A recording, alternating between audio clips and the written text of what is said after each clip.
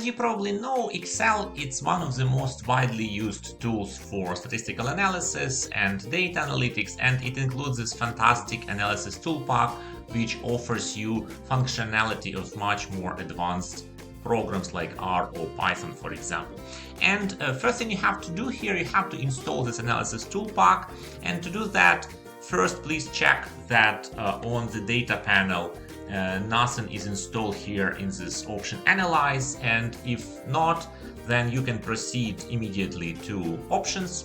So you go to File, you choose here at the very bottom Options, and second from the bottom you have Add-ins, right? So you have it second from the bottom, and then you choose Analysis ToolPak. And I think one of the common mistakes is that people immediately click OK, but you should not do that because it will not be installed. Instead, you need to click on Go.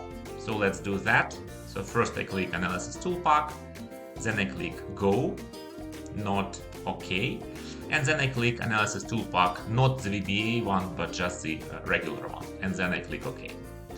And after that manipulation, I can see that on my data panel, the data analysis has been added, and it's a great collection of different statistical methodologies, and you can quickly check what's available. So just click on this data analysis and you have this hidden treasure in Excel, right? So you can do different statistical tests, you can do descriptive statistics, you can do regressions, you can build histograms, you can generate random numbers, and in the videos that follow we will check it with different data sets, how to apply different tools from this Analysis ToolPak.